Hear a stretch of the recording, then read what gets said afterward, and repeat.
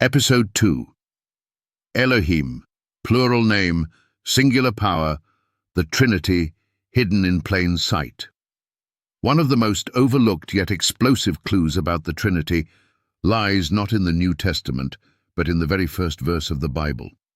Genesis chapter 1 doesn't just speak of God, it uses a word that hints at plurality within the divine from the very beginning.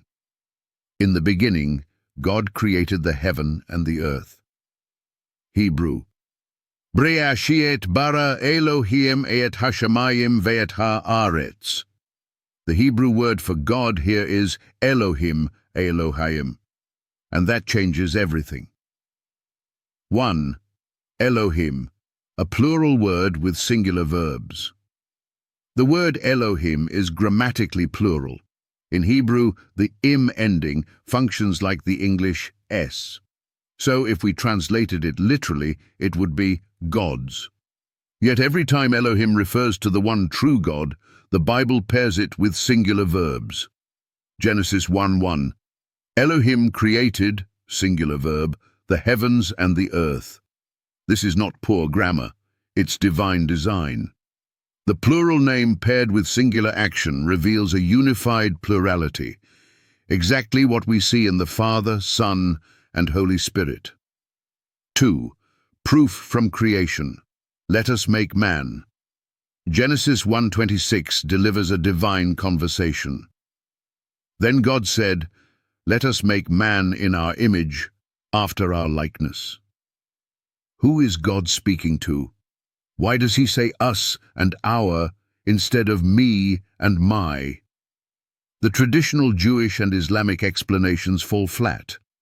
They claim it's God talking to angels, but we are not made in the image of angels. They claim it's royal speech, but nowhere else does God use such language to angels during acts of divine creation. The most honest and biblical answer: God the Father is speaking to the Son and the Holy Spirit, the plural persons of the one Elohim. 3. Isaiah confirms the plurality. Isaiah 6:8. Whom shall I send, and who will go for us? Even in prophetic vision, God speaks as both singular and plural. This isn't confusion. This is unity in plurality. It's the voice of the triune God echoing through the Hebrew Scriptures. 4. Trinity. Foreshadowed in Elohim. From Genesis to Isaiah, the Bible never shies away from using plural terms to describe the one true God. That's not evidence against monotheism. It's evidence of a compound unity, just like we saw with Akkad in episode 1. Elohim equals plural persons bara, created, equals singular action theos, equals unified divine identity in Greek. Jesus didn't invent the Trinity. He revealed it. 5.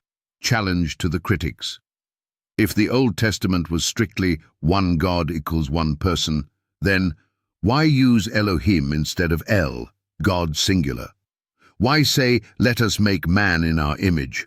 Why do Hebrew prophets record God speaking in both singular and plural terms? The only answer that survives scrutiny is the one critics hate. The Trinity is not a New Testament invention. It is an Old Testament revelation, waiting to be unlocked through language and context. Conclusion. The name Elohim doesn't weaken monotheism.